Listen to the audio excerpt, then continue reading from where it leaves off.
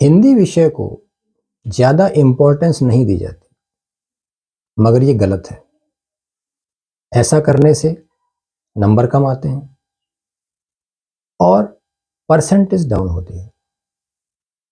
सब विषय इम्पोर्टेंट हैं, सब विषय अच्छे हैं, क्योंकि इनसे ही हमारे नंबर आते हैं। हिंदी हमारी राष्ट्रभाषा है, इसलिए भी इसका सम्मान आवश्यक है। इसलिए किसी भी विषय को नज़रअंदाज ना करें। मैथ्स के वीडियोस मैं अपलोड कर ही रहा हूं, इसलिए उसके बारे में भी चिंता छोड़ दें।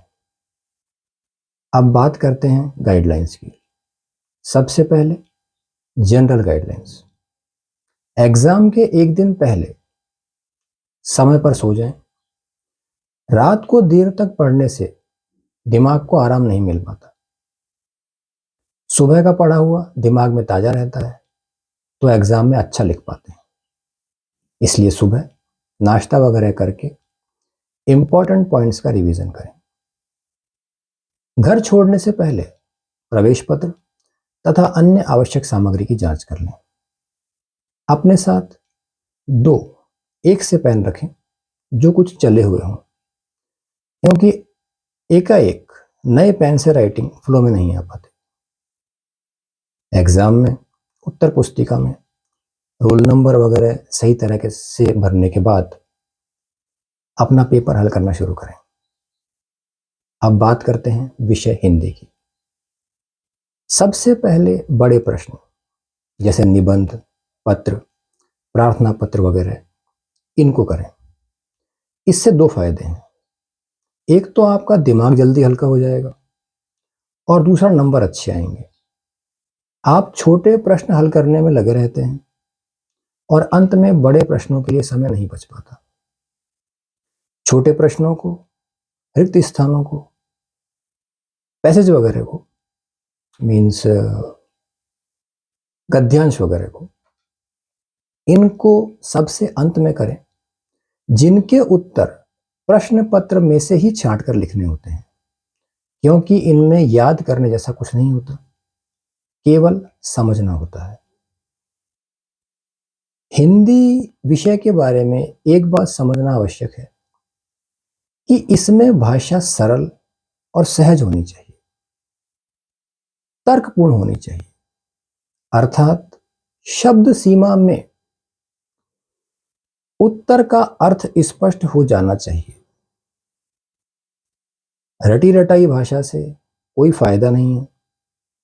एग्जाम में आपकी योग्यता की जांच की जाती है।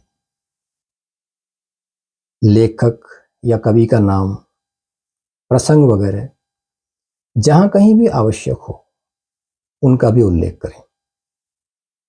हिंदी विषय में एक और खास बात है कि इसमें मात्राओं की गलतियां बहुत होती हैं, जिससे बेवजह नंबर कटते हैं। इसलिए इस बात का भी विशेष ध्यान रखें। बातें और भी हैं। दूसरे की उत्तर पुस्तिका में कभी ना देखें। किसी की बात सुनकर विचलित ना हो। ध्यान अपना पेपर हल करने में लगाएं। समय बार बार देखने में समय बर्बाद ना करें। पेपर पूरा हो भी गया हो तो भी समय से पहले परीक्षा कक्ष ना छोड़ें। इंपॉर्टेंट पॉइंट्स अंडरलाइन करते रहें। हो सकता है बैठे बैठे कोई उत्तर याद आ जाए या कोई गलती पकड़ में आ जाए, और यकीन मानिए ऐसा होता ही है। एग्जाम के बाद बेवजह पेपर को डिस्कस ना करें, क्योंकि अब कुछ नहीं हो सकता सिवाय एक बात के कि अपनी गलतियों के बारे में जानकर आपका दिमाग डिस्टर्ब होगा, जिसका नेगेटिव इफेक्ट आपके आने वाले पेपर्स पर पड़ेगा। इसलिए इन सब बातों का ध्यान रखें।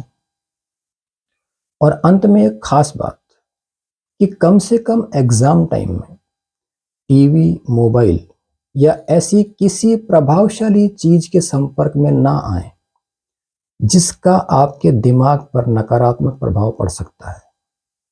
क्योंकि एक बात ध्यान रखिए, एग्जामिनेशन हॉल में आपके साथ केवल आपका दिमाग जाता है और वही आपकी मदद करता है।